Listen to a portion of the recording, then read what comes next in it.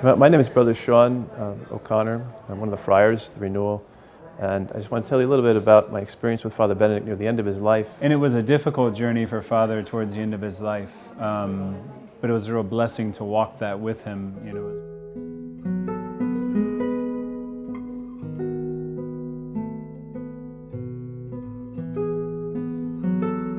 As you know, the last couple of years, Father Benedict has been living in a nursing home in New Jersey with the Little Sisters of the Poor. A wonderful place to be if you have to be in a nursing home. Great sisters and wonderful care. And I was one of the brothers who was on the team, rotating team of friars who was helping to care for him every day. I always remember, I can't even tell you how many times I heard him say that when he died, he was afraid people wouldn't pray for him, and because they would think he went straight to heaven. And he used to say, "You better pray for me, otherwise I'm going to come and haunt you." In the evening time, I was with him, and he was suffering quite a bit that day with unusual pains. He was complaining of pain in his left arm, which was his good arm, so that was a little bit strange, and his back, and asking for pain medication, which he didn't normally do. So I knew he was in a good deal of pain, more so than usual. For one thing, he was so human.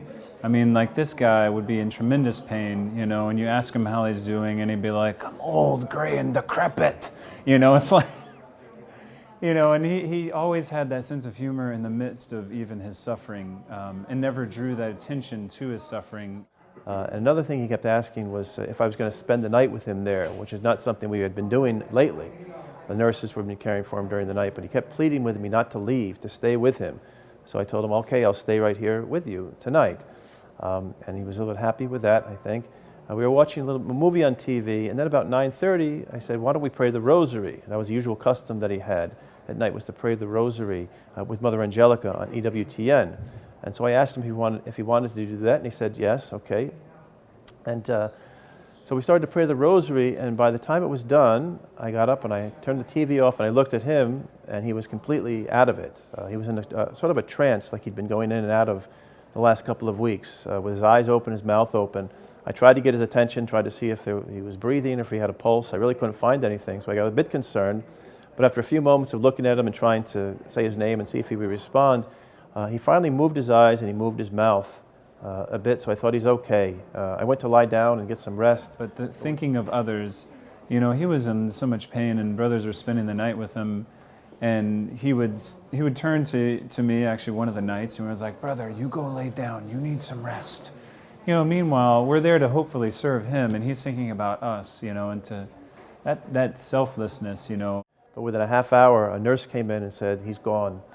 So at those moments, I think that I was with him right after the Rosary were his last moments, certainly. And it's a beautiful thing that the last conscious thing he did on this earth was to pray the Rosary and to prepare himself to go to heaven. So I really do believe that certainly on the feast of St. Francis, the Transitus, where we celebrate the death of St. Francis, Father Benedict dies almost exactly the same time that St. Francis did, on the night of October 3rd.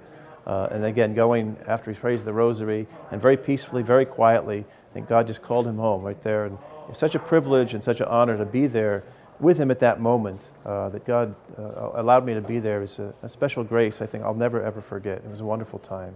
He always talked about planning to spend a lot of more time in purgatory listening to his own tapes, is what he would say, among other things. But he was a friend and a brother and a father.